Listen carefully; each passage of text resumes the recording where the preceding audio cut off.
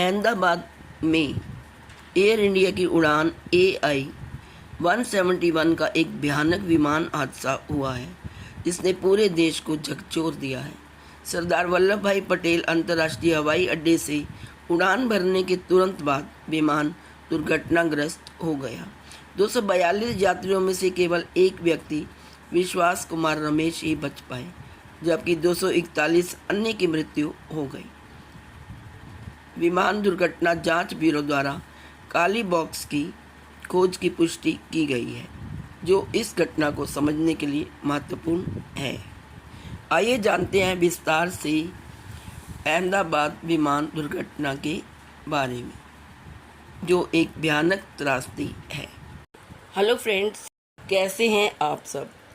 दोस्तों, अहमदाबाद में 12 जून को एयर इंडिया की जो फ्लाइट क्रैश हुई वह अत्यंत ही दुखद घटना है और इस घटना ने देश और दुनिया को हिलाकर रख दिया है।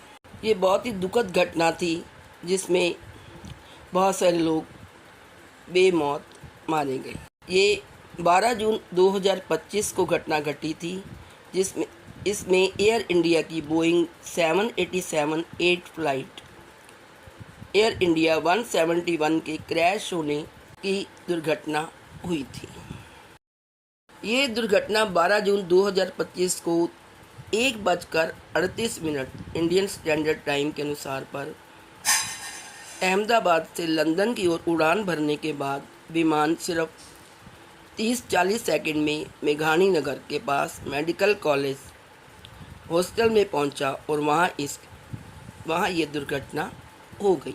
इस विमान में 242 लोग, जिसमें 230 यात्री प्लस 12 क्रूज में थे। 241 की पुष्टि हो गई जो कि मृत पाए गए। केवल एक यात्री, जिसका नाम विश्वास कुमार रमेश, वह ही सुरक्षित बच सका। जमीन पर कम से कम 38 और भी लोग मारे गए। इस प्रकार कुल मृतकों की संख्या 279 के आसपास पहुंच गई। एकमात्र जो जीवित व्यक्ति था विश्वास कुमार रमेश, वो ब्रिटिश भारतीय था लेकिन वो इंग्लैंड में रहता था, लेकिन वो इंडियन था। दुर्घटना स्थल से निकलते हुए उन्हें कैमरे में कैद कर लिया गया। अब गवर्नमेंट इसकी जांच पड़ताल कर रही है। जांच पड़ताल करते समय 2 ब्लैक बॉक्स मिले, FDR और CVR, जो कि घटना स्थल से बरामद हुए। अब इस दुर्घटना का कारण क्या है, आइए जानते हैं।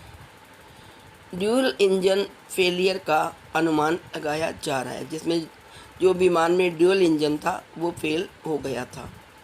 विमान में रैम एयर टरबाइन दिखाई दिया, जो बिजली या हाइड्रोकोलिक्स फेल होने पर एक्टिव होता है।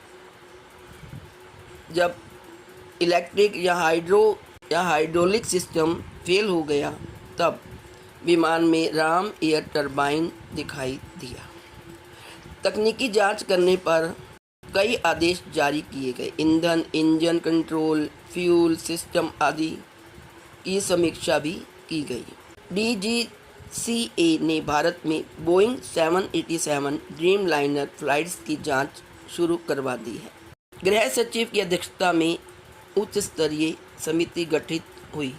इस बैठक का उद्देश्य है कि भविष्य में इस तरह की घटनाओं पर रोक लगाने के लिए मानक संचालन प्रक्रिया यानी SOPs तैयार किया जाए। इसमें क्या क्या नुकसान हुआ, कितने लोग मारे गए और क्या प्रतिक्रिया हुई, आइए जानते हैं। 80 लाशों की पहचान DNA से की गई, जिनमें पूर्व CM विजय रूपाणी भी शामिल थी। 33 पारिवारिक लोगों को शव सौंपे गए। प्रधानमंत्री मोदी दुर्घटना स्थल पर पहुंचे और जीवित यात्री से मिले। बॉलीवुड अभिनेत्री रवीना टंडन ने एयर इंडिया की फ्लाइट लेकर भावुक बयान जारी किया। अहमदाबाद प्लेन क्रैश में हुई एयर इंडिया की दुखद घटना के हादसे के कुछ दिनों बाद एक्ट्रेस रवीना टंडन ने एयरलाइन के साथ उड़ान भरी। अब इस पर कैसे रोकथाम लगाई जाए कि आगे ये दुर्घटना ना हो, आइए जानते हैं। अंतरिम रिपोर्ट आने तक सभी बोइंग 787 विमानों की जांच जारी की गई। अधिकारियों ने संभावित dual engine failure, gear settings जैसी तकनीकी खामियों का हवाला दिया। एसओपी को कठोर करने के लिए विशेष कार्यदल बनाया गया। इतवार को इसकी पहली बैठक हुई।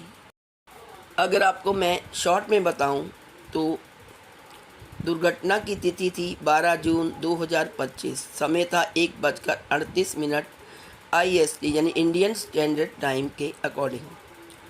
विमान जिसकी दुर्घटना हुई वो था बोइंग 7878 ड्रीम लाइनर VTANV। यात्रियों की संख्या कुल कितनी थी उसमें 242 ऑन बोर्ड जो कि बोर्डिंग की हुए थे, और 279 कुल ऊपर यानी जो हवा में और ज़मीन पर। कुल मृतकों की संख्या 279 रही। जीवित व्यक्ति केवल एक बचा जिसका नाम है विश्वास कुमार रमेश। अब दुर्घटना के कारण क्या है? ड्यूअल इंजन फेलियर, RAT की उपस्थिति। अब इसमें जांच क्या की जा रही है? जांच क्या हुई? ब्लैक बॉक्स और CVR बरामद। सरकारी और डिक्का जांच चल रही है। यह हादसा भारतीय एविएशन इतिहास का सबसे भयानक हादसा रहा और इससे सुरक्षा मानकों की समीक्षा और सुधार की आवश्यकता जोर से सामने आई है।